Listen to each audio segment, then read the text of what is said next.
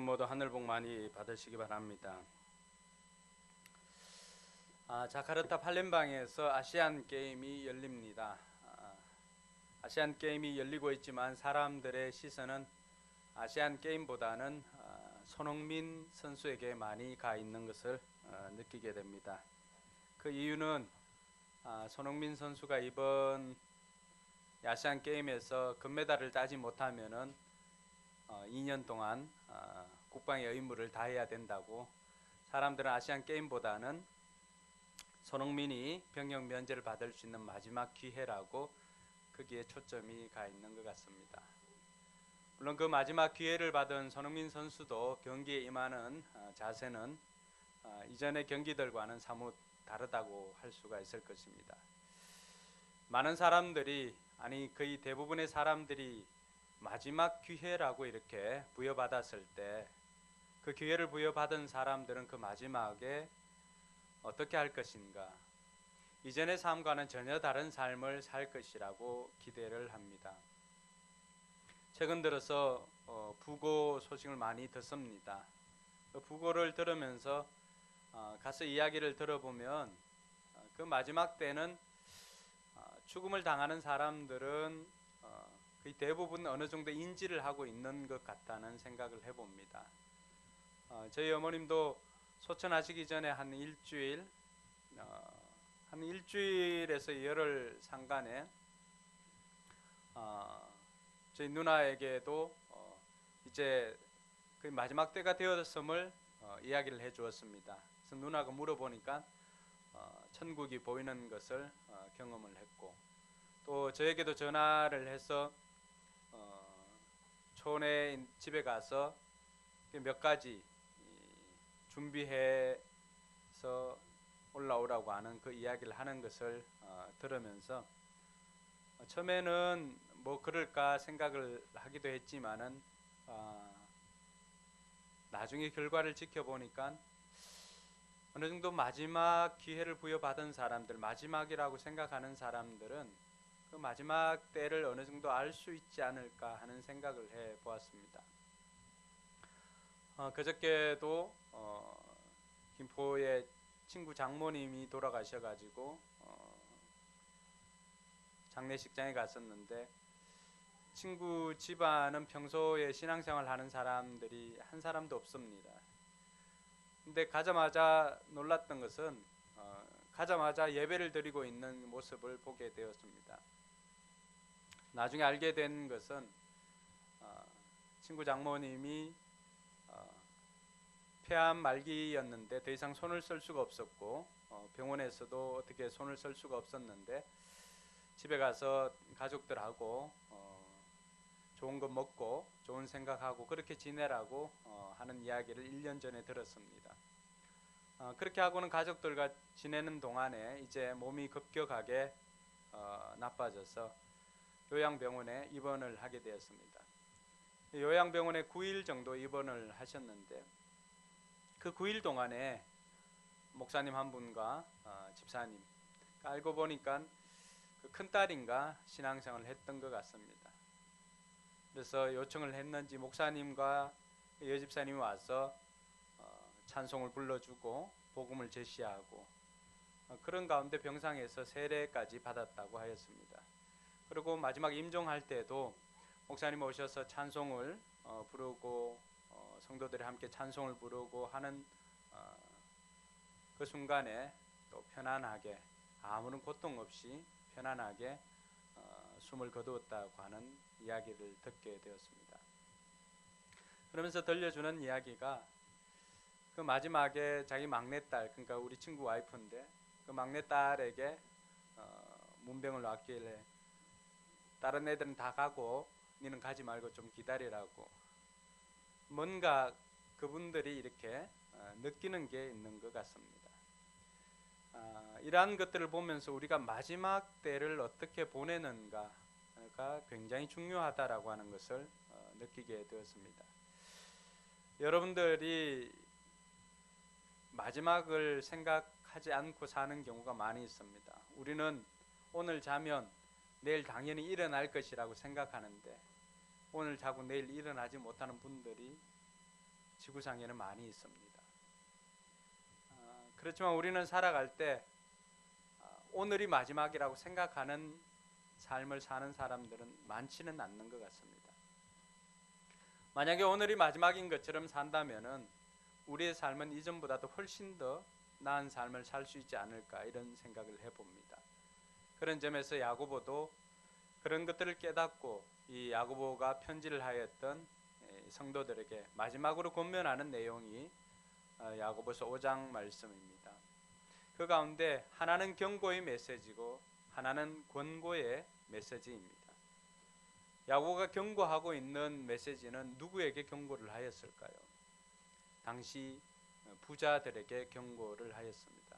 그 부자들은 교회 공동체 안의 부자뿐만이 아니라 세상 속에 있는 부자들에게도 동일하게 이야기를 하였습니다. 야고보가 이들을 책망한 이유가 3절에 나와 있습니다. 3절 같이 한번 읽겠습니다. 여러분의 금과 은은 녹이 슬었으니 그 녹은 장차 여러분을 고발할 증거가 될 것이요 불과 같이 여러분의 살을 먹을 것입니다. 여러분은 세상 마지막 날에도 재물을 쌓았습니다. 이들이 책망받는 것은 다른 것이 아닙니다. 세상 마지막까지도 재물 쌓는 일에만 급급했다는 것입니다. 그러니까 재물 쌓는 것이 목적이었던 것이죠. 그러다 보니까 마지막 때만큼은 뭔가 다르게 살아야 되는데 마지막 날이라고 생각했을 경우에는 뭔가 다른 삶을 살고 보다 더 귀한 가치에 시간을 보내고 물질을 사용하고 이렇게 해야 됨에도 불구하고 이 부자들에게 경고하고 있는 야고보의 경고를 보면은 마지막까지도 이 사람들이 했던 것은 마지막까지도 재물 쌓는 일에 집중을 했다는 것입니다. 그럼 이 사람들이 재물이 없어서 그렇게 재물 쌓는 일에 집중을 했을까요? 그렇지 않습니다. 말씀에 뭐라고 말합니까?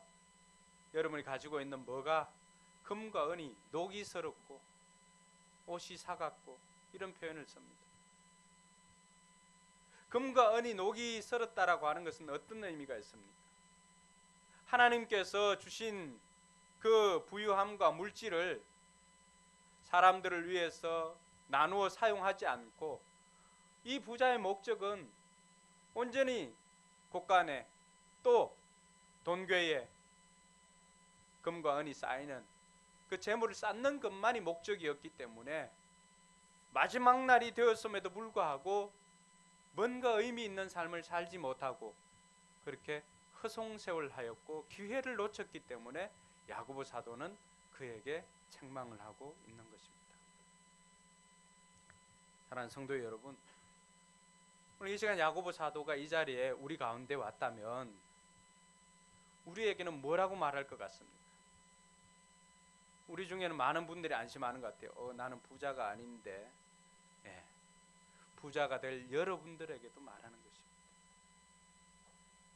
여러분들이 이 마지막 시대를 살아가면서 여러분들은 이 마지막이라고 하는 의미를 과연 얼마나 생각하고 살아가고 있습니까? 아직도 우리가 젊기 때문에 우리가 많은 날들이 남았기 때문에 그렇게 마지막에 대해서 의식하지 않고 살아가는 경우가 많이 있습니다.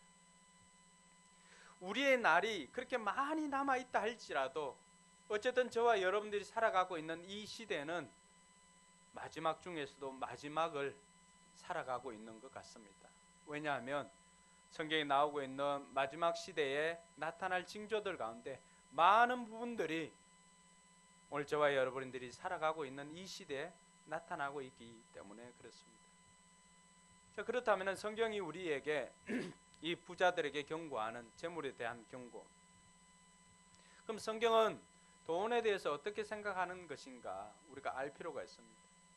성경이 다분히 부자나 돈에 대해서 정죄하고 있지는 않습니다.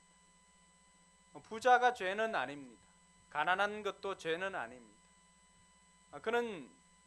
저는 그래서 여러분들에게 할 수만 있다면 여러분들이 정상적인 방법으로 우리 교회에 나오는 성도들 모두가 큰 부자가 되길 주님의 이름으로 축복합니다. 성경에서 많은 위인들을 소개하지만 그 가운데 많은 사람들이 부자였습니다. 여러분, 아브라함도 얼마나 많은 부자였습니까? 그리고 그 아들 이삭은 창세기 26장에 보면은 그런 말씀이 있습니다. 26장 12절과 13절에 보면은 같이 한번 읽어볼까요? 이삭이 그 땅에서 농사를 지어서 그 해에 100배의 수확을 거두어 드렸다. 주님께서 그에게 복을 주셨기 때문이다. 그는 부자가 되었다. 재산이 점점 늘어나서 아주 부유하게 되었다. 아멘. 저는 우리 성도들이 이렇게 부자가 되길 주님의 이름으로 축복합니다. 12절에 보면은 여러분, 농사를 하든지 아니면은 사업을 하든지 몇 배 이 정도는 가능합니다. 그런데 오늘 이삭이 농사를 지었는데 몇 배의 수확을 거두었습니까? 100배. 100배의 수확을 거뒀습니다. 100배의 수확을 거두기 쉽지 않습니다. 근데 이삭이 100배의 수확을 거둔 이유를 뭐라고 설명을 해주고 있습니까? 주님께서 그에게 복을 주셨기 때문이다. 영업을 하시는 분들이든지 개인 사업을 하시는 분들이든지 저는 이 말씀을 붙잡고 기도했으면 좋겠습니다. 내가 내 손으로 수고하면은 그냥 1 더하기 1은 2지요. 단순하게 생각하면. 그러나 하나님께서 개입하시면은 내가 손을 대고 수고하여서 할 때 하나님께서 도와주실 때는 우리의 수확이 100배까지도 올라갈 수 있다는 것을 믿으시기 바랍니다. 저는 우리 성도들 가운데 그 은혜를 누리고 간증하는 이들이 많이 있었으면 좋겠습니다. 그래서 13절에 보니까 이삭이 그걸로 말미암아 부자가 되었습니다. 성경은 개역개정에 보니까 마침내 거부가 되었다. 그러니까 이삭도 얼마나 부자가 되길 소망했겠습니까? 그런데 하나님께서 은혜를 주셨을 때 그가 농사를 했는데 100배의 결실을 거두고 마침내 부자가 되었노라고 그렇게 말하고 있습니다. 오늘 말씀에도 나오지만 욥을 보면은 욥도 무시할 수 없는 부자였습니다. 어느 정도 부자였을까요? 욥기 1장 3절에 보면 같이 한번 읽습니다. 양이 7,000마리, 낙타가 3,000마리, 게릿소가 500쌍, 암나귀가 500마리나 있고 종도 아주 많이 있었다. 그는 동방에서 어떤가는 부자였다. 예. 욥은 동네 부자 정도가 아닙니다. 이 우리나라의 부자 정도가 아닙니다. 그 당시에 욥이 살았던 당시, 욥은 대략 아브라함과 동시대에 살았던 사람으로 이렇게 추정을 하고 있는데 그때 동방에서 가장 부자였습니다. 예. 저는 여러분들 가운데도 이런 부자가 나오기를 주님의 이름으로 축복합니다. 그래서 성경이 돈을, 부자를 죄악시 여기지 않습니다. 그러나 성경이 경고하고 있는 것은 이 돈의 위력 때문입니다. 돈 자체는 가치 중립적인 것입니다. 그러나 성경이 경고하고 있는 것은 그 돈을 하나님께서 주신 물질을 어떻게 사용하는가에 대해서는 하나님께서 결산할 때가 있다라고 하는 것입니다. 그래서 잘못 사용하였을 경우에는 그것을 책망하는 것이고 그것을 경고하는 것입니다. 그래서 마태복음 6장 24절을 보면 예수님께서는 이 돈을 어느 정도 수준까지 올리냐 그러면은 하나님과 동등한 위치에 이렇게 두고 있습니다. 같이 한번 읽어볼까요? 아무도 두 주인을 섬기지 못한다. 한쪽을 미워하고 다른 쪽을 사랑하거나 한쪽을 중히 여기고 다른 쪽을 업신 여길 것이다. 너희는 하나님과 재물을 아울러 섬길 수 없다. 예. 우리가 흔히 and를 사용할 때 어떻습니까? 앞 문장과 뒤에 문장이 거의 동등할 때 사용하는 겁니다. 너희는 하나님과 재물을, 돈의 위력을 알기 때문에 이 돈을 하나님의 위치에 올려두고 있습니다. 그러한 것을 성경 경고를 하고 있습니다. 디모데전서 6장 10절에 보면은 돈을 사랑하는 것이 모든 악의 뿌리라고 이야기를 합니다. 돈은 사랑하는 것이 아닙니다. 돈이 얼마 없을 때는 우리가 돈을 지배하지만 돈이 많아지면 돈이 우리를 지배하게 되고 우리는 돈의 노예가 될 가능성이 너무나 많습니다. 그래서 성경이 계속해서 경고를 하고 있는 것은 돈을 버는 것을 문제 삼지 않습니다. 옳은 방법으로 버는 것은 문제 삼지 않습니다. 다만 그 벌어들인 돈을 어떻게 사용하는 것인가에 대해서는 성경은 바른 가르침을 제시하고 있는 것입니다. 이 돈 때문에 어떤 사람이 있다고 이야기를 합니까? 돈을 쫓다가 같이 읽습니다. 믿음에서 떠나 헤매기도 하고 많은 고통을 겪기도 한 사람이 들어있습니다. 들어있는 게 아니라 많이 있는 것 같습니다. 여러분들은 어떻습니까? 하나님을 쫓는 인생이 아니라 하나님과 더불어가는 인생이 아니라 혹시라도 돈이 인생의 목적이어서 돈을 쫓는 인생은 아닙니까? 성경이 경고하고 있는 것은 그것이 모든 악의 뿌리라고 이야기를 합니다. 그래서 오늘 성경을 보면은 이 돈의 위험성에 대해서 야고보가 이야기를 합니다. 먼저는 돈의 위험 가운데 하나는 축적입니다. 축적. 이 부자가 경고를 받았던 것도 말세까지도 재물을 쌓는 것이 목적이었기 때문에 그렇습니다. 여러분들 돈을 보면은 이 쌓고 싶은 충동이 생깁니다. 이 통장에 이 번호가 숫자가 찍힐 때마다 그 찍히는 것을 보고 확인하고 흐뭇해하는 그것이 다른 사람에게만 있는 것이 아니라 대부분의 사람들이 이러한 것을 보고 기쁨을 누립니다. 돈이 그만큼 위력이 있는 것이죠. 영적인 위력까지도 있습니다. 근데 이걸 보면은 우리가 어떻습니까? 마지막 순간까지도 포기하지 않고 이것을 쌓고자 하는 욕심들이 많이 있습니다. 쌓고자 하는 욕심. 야고보가 경고하고 있는 것도 그것입니다. 돈은 쌓는 것이 목적이 아니라 잘 사용하라고 우리에게 주신 것임을 믿으시기 바랍니다. 그래서 성경이 우리에게 이야기할 때 우리는 돈을 맡은 관리인, 청지기, 이 단어가 매니저먼트 아닙니까? 우린 청지기라고 하는 거예요. 관리하는 사람입니다. 관리하는 사람은 잘 사용하는 것이 목적입니다. 그래서 저와 여러분들도 이 돈의 위험을 깨닫고 많이 쌓기보다는 잘 사용하는 저와 여러분들이 되기를 바랍니다. 두 번째는 착취의 위험이 있습니다. 오늘 말씀 4절에 보니까 어떻습니까? 많은 부한 사람들 중에 대부분의 모든 사람들이 그런 것은 아닙니다. 그러나 그 가운데서는 그의 부한 것이 다른 사람의 노동력을 착취해서 부한 것임을 이야기를 하고 있습니다. 오늘 야고보가 지적하고 있는 것은 그 당시 지주들에 대한 그러한 경고입니다. 사람들이 밭에 일꾼들을 모아가지고 일을 시킵니다.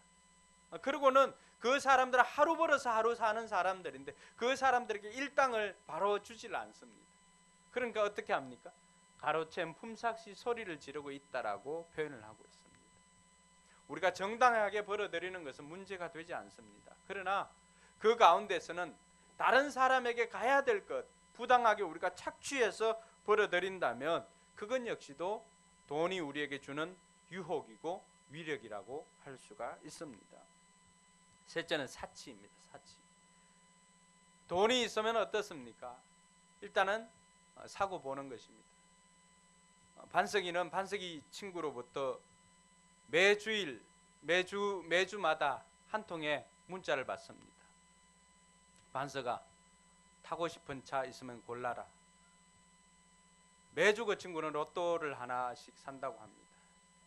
그래서 아직까지 타고 싶은 차 준 적은 없다고 합니다.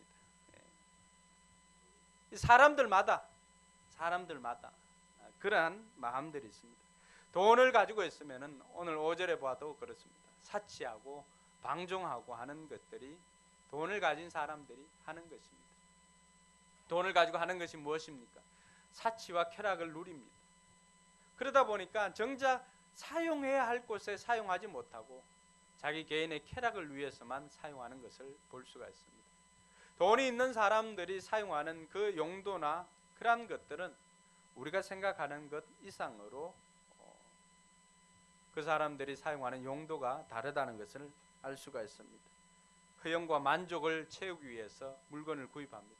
지금 당장 내게 필요하지 않아도 이웃집에 있는 부자가 샀다고 해서 나 역시도 그것이 있어야 되고, 마치 우리가 아이들에게 사주는 그 장난감 자동차 사듯이 외국에서 손으로 만드는 그런 수많은 자동차들을 구입하는 것을 그냥 아무렇지 않게도 구입하는 경우도 많이 있습니다. 그것이 그에게 필요한 것일까요? 어릴 때 가난하게 살았던 것에 보상 심리로 그렇게 할 수도 있습니다. 많은 부한 사람들이 가지고 있는 것은 사치와 쾌락 때문이라고 할 수가 있습니다. 넷째로는 돈이 주는 위력 가운데 하나는 살인입니다. 살인. 오늘 6절에 보니까 어떻습니까? 여러분은 의인을 정죄하고 죽였지만 그는 여러분에게 대항하지 않았습니다. 이 시대가 돈을 하나님 자리에 두다 보니까 모든 가치의 기준이 돈입니다. 돈이 많으면은 그것이 여간 많은 것이 아니라 아주 많으면은 그 자체가 선이 됩니다. 그 사람이 어떤 것을 하든지 그것이 선이 됩니다. 다 허용이 됩니다. 그러다 보니까 돈이 가치 기준의 제일 상단에 있기 때문에 사람들은 이 돈을 구하기 위해서는 어떤 행동도 서슴지 않습니다. 신문지상에 나오는, 그리고 방송에 나오는 끔찍한 범죄들, 그 대부분의 이면에는 어떻습니까? 다 돈과 연관이 되어 있다는 것을 알 수가 있습니다. 부모를 살해하고 또 아내를, 남편을, 자녀를, 이 모든 것들이 그 배후에는 돈이 가지고 있는 위력 때문에 사람들은 이 돈 때문에 살인하는 것도 서슴지 않고 있다는 것입니다. 그럼 이것이 언제 나온 이야기입니까? 언제 나온 이야기예요? 1세기에 나온 이야기 아닙니까? 지금 우리가 살고 있는 몇 세기예요? 21세기. 수천 년이 지나도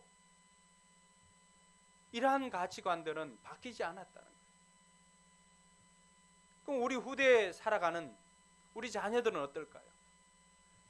더하면 더하지 덜하지는 않는다는 것입니다.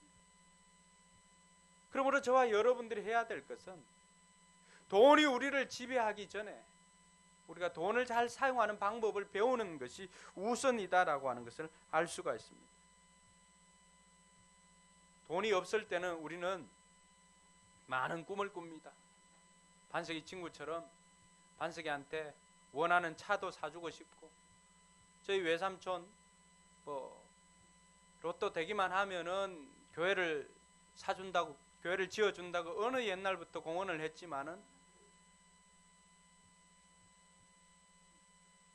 그 공언 흑공약이 된 지 오래가 되었습니다.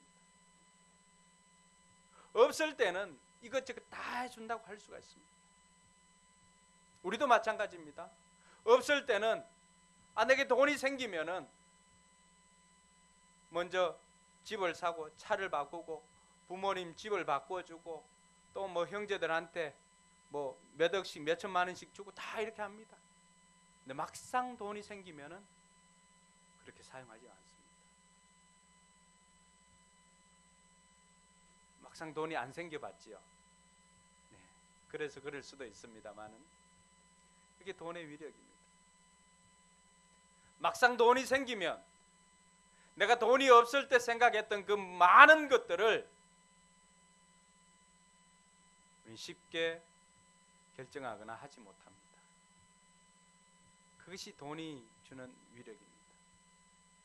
막상 그것을 가져보면은 지금은 없어서 그렇지만 막상 생겨보면은 돈의 맛을 알고 돈의 위력을 알기 때문에 우리는 점점 그 돈이라고 하는 권력을 가지기 위해서 그 권력을 남에게 허용을 하지 않습니다.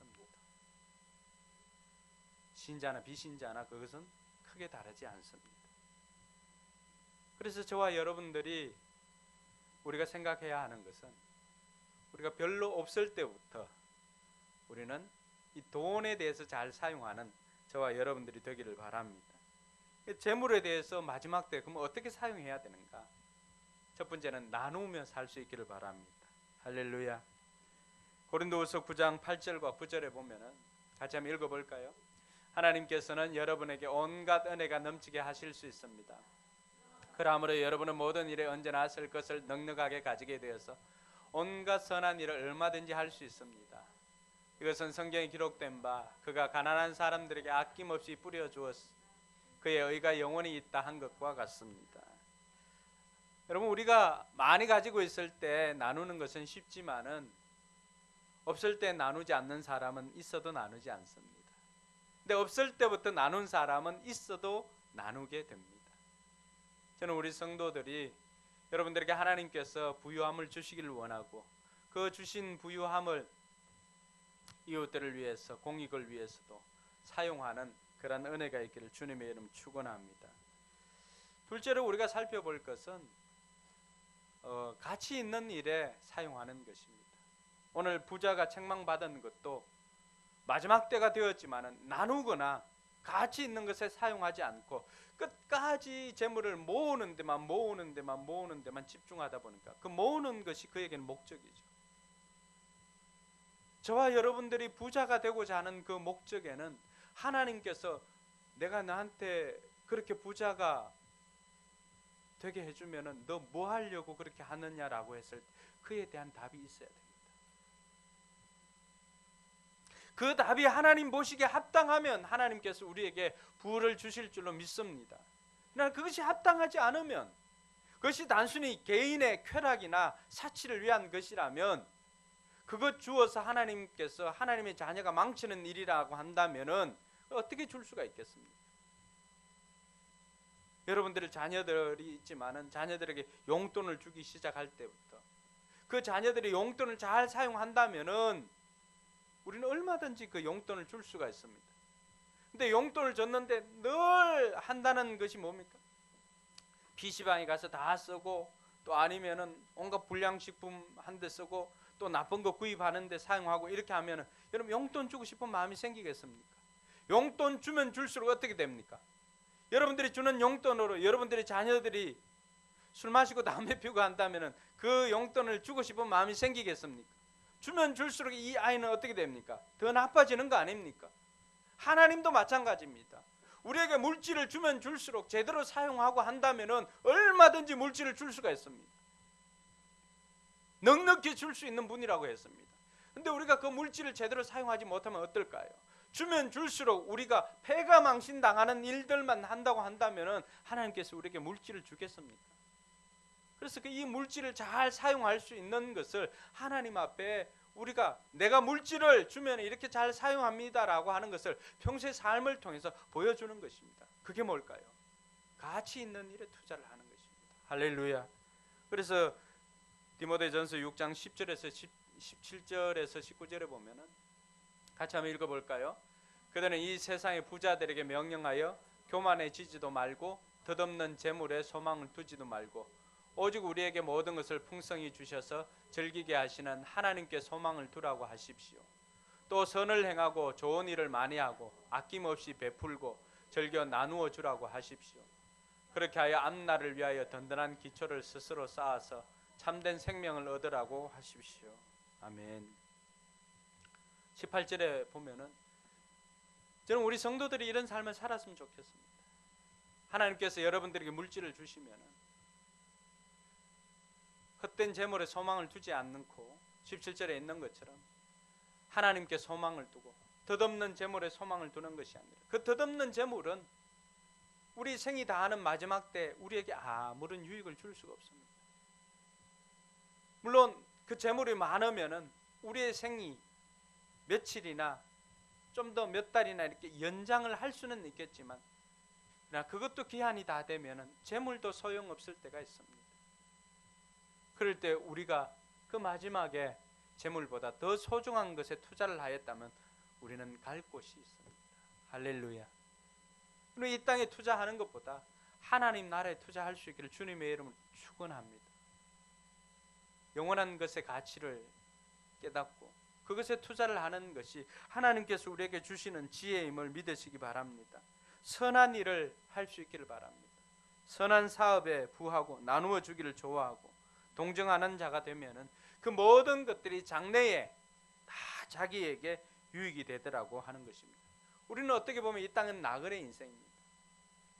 우리가 정작 살아야 할 곳은 영원한 천국에서 영원히 살 것인데 우리가 하나님 나라에 심어두지 못했다면 우리가 누리지 못하며 살게 될 것입니다. 그래서 하나님께서는 우리에게 하나님께 소망을 두고 하나님 나라의 선한 일에 힘을 쓰고 선한 사업에 부하며 나누어주는 자가 되라고 그렇게 권면하고 있습니다. 사랑하는 성도 여러분, 생명 구원하는 일에 여러분이 가진 물질 사용하시길 바랍니다. 또 생명 구원하는 일에 여러분의 인생 가운데 중요한 토막 드릴 수 있기를 바랍니다. 제가 존경하는 그 교수님 중에 한 분, 지금은 미국에 가서 워싱턴에 가서 한인 목회를 하고 계시는데 이분이 대학생 때 예수님을 인격적으로 만났습니다. 예수님을 인격적으로 만나고 생각해 보니까 예수님은 30살이 되어서 3년 동안 자기를 위해서 수많은 일들을 행하시고 십자가에 달려 죽으신 것을 성경을 통해서 알게 되었습니다.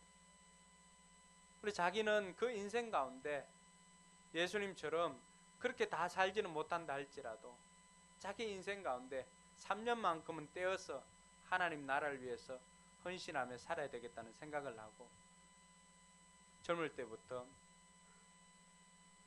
낙도 오지나 또 선교지 이런 데 가서 3년을 그렇게 헌신적으로 시간이 날 때마다 가서 봉사를 하고 선교를 하고 하는 것을 보았습니다. 대학생들이 많지를 않아서 다 이야기를 하지는 못하겠지만 젊은 날 여러분의 인생 장래를 위해서 취업을 위해서 휴학을 하고 어느 연수를 떠나고 하는 그 인생보다도 더 값어치 있는 하나님 나라 선교하는 일에 6개월이든지 1년이든지 혹은 2년이든지 여러분의 젊은 날 그 한 토막을 떼어서 하나님 앞에 드릴 수 있기를 바랍니다. 대학생뿐만이 아니라 이 시대를 살아가고 있는 저와 여러분들의 인생 가운데서도 우리 가장 젊을 때 가장 힘이 있을 때 이때 우리 인생 한 토막을 조금이라도 잘라서 여러분의 시간을 하나님 나라를 위해서 섬기는데 헌신하는 은혜가 있기를 주님의 이름으로 축원합니다. 우리가 학교를 하고자 하는 것도 바로 그것입니다. 이 땅에서 부귀 영화를 누리고자 함이 아니라 하나님께서 우리에게 주신 비전을 돌아보았을 때 가장 가치 있는 것이 무엇인가를 생각해 보니까 사람을 키우는 것입니다. 사람을 키우는 것. 하나님의 사람을 키우는 것이 그 어떤 것보다도 가치 있다라고 하는 것을 깨닫고 경험하게 되었기에 우리가 기독교 학교를 하고자 하는 것입니다. 그럼 기도하면서 우리 교회가 이 기독교 학교를 하는데 여러분의 젊은 날 또 아니면 여러분이 주신 물질 이런 것들을 하나님 앞에 드려서 사용할 수 있기를 주님의 이름으로 축원합니다. 우리가 물질에 대해서 마지막 때 이렇게 사용한다면 그럼 우리 삶은 어떻게 살아야 될 것인가? 오늘 말씀해 보니까 7절에는 마지막 때를 사는 지혜 농부처럼 참고 기다리라 그렇게 말하고 있습니다. 여러분 농부가 막연하게 기다리는 것은 아닙니다. 농부의 기다림은 어떤 기다림입니까? 비를 기다리고 하는 그 모든 기다림은 나중에 가을이 되면은 수확을 하고 추수를 하게 되는 그 열매를 기다림으로 말미암아서 참고 기다릴 수가 있는 것입니다. 오늘 우리가 마지막 때를 살아가고 있는 저와 여러분들이 우리의 기다림은 단순한 기다림이 아닙니다. 하나님께서 우리의 인생 마지막에 그 열매를 생각하면서 참고 기다리라고 하는 것입니다. 귀한 열매를 바라고 기다리는 저와 여러분들 되기를 주님의 이름으로 축원합니다. 두 번째는 그렇게 기다릴 때 서로 원망하지 말라라고 이야기합니다. 내가 교회를 다녀서 이렇게 고생을 하지 이게 당신 탓이니 무언 탓이니 원망하지 말라는 거예요. 왜요? 원망하면 죄가 되는 것입니다. 원망하면. 그때 멀쩡히 다니던 회사 그냥 잘 다니면 되지, 뭐 젊은 날 인생 바친다고 또 그만두고 회사 이직해가지고 이 고생하냐, 뭐 이렇게 원망하면 뭐 하는 거예요? 원망하는 순간에 하나님 앞에 죄를 짓는 것이 됩니다. 하나님께서는 얼마든지 우리의 인생을 역전시킬 수가 있습니다. 할렐루야. 그래서 기다릴 때는 원망하지 말고 하나님께서 우리에게 주실 그 열매를 생각하면서 앞으로 나아가는 저와 여러분들이 되기를 바랍니다. 세 번째는 그렇게 기다릴 때도 뭔가 모델이 있으면 좋잖아요. 우리에게는 모델이 있었습니다. 선지자들을 보면서 기다리라는 것입니다. 10절에 보니까 같이 한번 읽겠습니다. 형제자매 여러분, 주님의 이름으로 예언한 예언자들을 고난과 인내의 본보기로 삼으십시오. 선지자들은 어떤 사람들이었습니까? 그냥 주님의 이름으로 하나님께서 주시는 말씀을 대언했던 사람들입니다. 근데 얼마나 명분이 있고 얼마나 옳은 일입니까? 근데 그들의 생애들을 보면 어떻습니까? 다 그들의 생애에는 고난이 따랐습니다. 어떤 경우에는 옷을 벗고 고난을 당하기도 하고 채찍에 맞기도 하고 죽음의 위기도 겪기도 했습니다. 어떤 경우에는 원치 않는 결혼도 하게 되었습니다. 그러니까 이 모든 것들은 자기가 원하는 삶이 아니라 하나님의 뜻을 이루기 위한 삶이었습니다.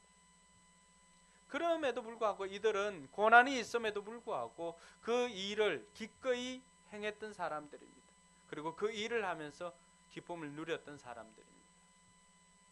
왜냐하면 그들의 마지막을 보았을 때 하나님께서 주님께서 이들의 생애들을 다 인정해 주시고 이들을 하나님 나라의 아주 중요한 곳에 두었다는 사실입니다. 그래서 히브리서 기자는 우리가 이 믿음의 경주를 달릴 때 우리 앞서 나간 믿음의 선배들이 우리를 향해서 응원석에서 응원하고 있음을 믿고 우리로 하여금 믿음의 경주를 달려라고 소개를 하고 있습니다. 사랑하는 성도 여러분, 우리 앞서 믿음의 사람들이 이 믿음의 경주를 다 달렸습니다. 그들의 마지막이 어땠을까요? 단 9일을 예수 믿는 사람을 통해서 복음을 듣고 예수를 영접하였던 그 사람이라 할지라도 그 마지막 죽음의 순간은 어땠습니까? 믿지 않는 자가 보았을 때도 그렇게 편안하게 돌아가신다는 것을 상상도 못했는데 그렇게 찬송 가운데 편안하게 임종을 맞이하더라고 하는 것입니다.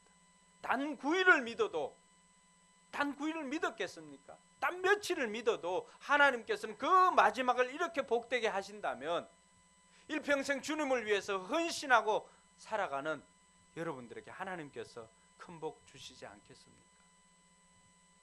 그것이 비단 마지막 생애에만 마지막 임종 때만 편안하게 죽음을 맞이하는 그 임종으로 그치겠습니까? 그렇지 않습니다.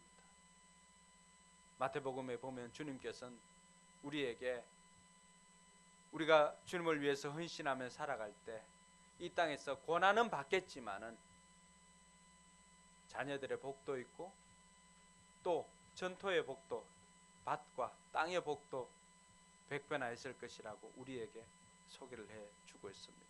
그 100배의 복은 그냥 막연한 100배의 복이 아닌 것입니다. 고난이 따르지만 우리가 묵묵히 사명을 감당하며 마지막 때 하나님께서 우리에게 풍성한 복으로 저 하늘에서의 산 것뿐만이 아니라 이 땅에서도 풍성함을 주실 줄 믿으시기 바랍니다. 마지막으로 우리가 살펴볼 것은 그러한 사람들 가운데 욥처럼 참고 기다리라고 하는 것입니다. 여러분, 욥은 어땠습니까? 욥은 그렇게 동방에서 가장 부자로 살았지 않습니까? 그런데 어느 날 욥이 가지고 있는 모든 것들을 잃어버립니다. 사탄이 어느 날 하나님께 옵니다. 내가 세상에 두루다녀 보니까 믿음 지킨 사람 뭐 많지 않던데요, 이렇게 참소를 합니다. 그때 하나님께서 대표로 내세운 사람이 누굽니까? 욥입니다. 내 종 욥을 보았느냐? 욥이 별 수 있겠습니까? 그 사람이 돈이 많으니까 하나님께서 복을 주셨으니까 그러니까 하나님을 믿는 거지 그 복을 거두면은 하나님 믿겠어요? 근데 하나님께서는 자신이 있었습니다. 그 목숨만 손대지 말고 거두어 가보라고 했습니다. 욥의 자녀들이 생일을 할 때 생일 잔치를 하는 그 순간에 자녀 10명이 죽었습니다. 그리고 소개되었던 수천의 양떼들, 소떼들, 이 모든 짐승들도 한순간에 다 빼앗겼습니다. 다 노략질을 당했습니다. 그리고 자기 몸만 남은 거죠. 근데 몸이라도 건강하면 뭐라도 하면 되잖아요. 얼마나 똑똑했겠습니까? 근데 몸에 또 부스럼이나 이런 것들이 생깁니다. 아토피를 겪는 사람의 심정을 욥을 보면 이해를 하겠습니다. 아토피를 겪는 아이들 학원에 오는 사람도 보고 하면은 어떤 경우는 핏자국이 선명합니다. 얼마나 끓었는지. 욥이 그런 그보다 더 심한 거였죠. 얼마나 심했으면 기와장 그 조각으로 살이 이렇게 살을 끓고 있습니다. 돈 있을 때는 그 아내도 얼마나 좋았겠습니까? 돈 없었지요. 자식들 없지요. 몸에 병이 생겼지요. 그때 위로자가 되어줘야 할 아내가 어떻습니까? 아내가 독설을 합니다. 차라리 네가 믿는 하나님 욕하고 죽으라고 이야기합니다. 아내들 잘 살아야 됩니다. 얼마나 힘든데 그런 소리까지 하면 욥이 견디겠어요? 그래도 욥은 하나님을 부인하지 않았습니다. 하나님께서 대표로 내세울 만한 믿음이 있었습니다. 욥기 42장인가 가보면 욥이 그런 고백을 합니다. 나중에서야 그를 깨닫습니다. 내가 이전에는 하나님을 귀로 들었는데 이 고난을 통해서 내가 하나님을 눈으로 보게 되었다. 그 고난으로 말미암아 욥은 하나님을 만나는 경험을 하게 되었습니다. 그리고 하나님께서 끝까지 믿음을 지켰던 욥에게 어떻게 보상해 주었을까요? 처음에 있었던 그 짐승들, 그것에 정확하게 2배씩을 다 채워주었습니다. 500쌍의 소라고 한다면 1000쌍의 소로 다 재물을 다 2배씩 다 갚아주시고, 자녀들 없는 자녀들 10명의 자녀들도 또 선물로 허락해 주었습니다. 근데 그 딸들이 얼마나 잘생겼냐. 다들 그 인물들이 그 지역에서 다 최고의 미녀들로 하나님께서 그 자녀들도 그렇게 복을 허락해 주었습니다. 오늘 고난의 시간을 걸으면서 이 마지막을 살아가고 있는, 믿음 지킨다고 재물에 욕심내지 않고 나쁜 재물에 손대지 않고 나쁜 방법으로 재물을 손대지 않고 믿음을 지키면서 하루하루 견실하게 살아가고 있는 믿음의 성도들에게 오늘 야고보를 통해서 주시는 것이 무엇입니까? 흔들리지 않고 그렇게 참고 믿음을 지키면 하나님께서는 이 욥처럼 때가 되면 반드시 하나님께서 그 고난을, 그 믿음의 시련을 반드시 보상해 주신다는 사실입니다. 할렐루야. 지금 좀 힘들고 어렵습니까? 조금만 견뎌 보십시오. 조금만 믿음으로 더 살아보십시오. 조금만 더 믿음으로 승부해 보십시오. 하나님께서는 여러분의 믿음을 보시고 때가 되면 욥처럼 꽃배기 인생으로 채워주실 줄 믿으시기 바랍니다. 이것이 마지막 때를 살아가고 있는 믿음의 성도들이 가져야 할 지혜인 것입니다. 참고 기다리면서 믿음을 지키고 끝까지 우리가 믿음으로 경주하면 하나님께서는 욥에게 보상해 준 것처럼, 선지자들에게 해준 것처럼 반드시 우리에게도 농부가 소출을 거두는 것처럼 결실할 때가 있음을 가르쳐 주고 있습니다. 이제 8월을 지나면은 올해도 이제 몇 달 남지 않았습니다. 가깝게는 올 마지막 순간에도 여러분들이 많은 열매를 맺는 삶이 되기를 바랍니다. 그리고 여러분의 인생 마지막 때는 정말로 태워 없어지는 그런 것들이 아니라 여러분들이 인생 가운데 살아오면서 투자하고 시간을 보내고 열정을 쏟았던 그런 영원한 것에 생명이 남아있는 그런 역사가 있기를 주님의 이름으로 축원합니다. 바울은 인생 말년에 그런 고백을 합니다. 내가 천국에 가면 하나님께서 나를 통해서 구원받은 백성들, 그 백성들이 나에게 보석이 될 것이다. 그렇게 이야기를 합니다. 그러면서 성도들에게 편지를 할 때 너희들이 다 내 보물이다, 그런 표현을 합니다. 그럼 마지막에 여러분들이 투자 모든 것들을 결산되어질 때 여러분들이 어디에 더 우선적으로 투자했는가가 나오게 될 것입니다. 영원한 것의 가치를 두고 생명 살리는 일에, 사람을 키우는 일에 투자하는 저와 여러분들이 되어서 그들이 남아서 우리의 보석이 되고 천국에서도 보물이 되기를 주님의 이름으로 축원합니다. 기도하겠습니다. 이 시간 기도할 때 먼저 하나님 앞에 하나님 나라를 위해서 써야 할 때 마음껏 쓸 수 있도록 물질의 부함도 허락하여 주시옵소서. 주신 물질 나를 위해서 사는 것이 아니라 하나님 나라를 위해서 영원한 가치 있는 것에 투자하며 나누며 살게 하여 주시옵소서. 이 마지막 때를 지나면서 비록 고난이 있다 할지라도 참고 기다리며 하나님 주시는 그 열매를 생각하면서 끝까지 믿음 지키며 살아갈 수 있도록 인도하여 주시옵소서. 이런 마음 가지고 기도하도록 하겠습니다.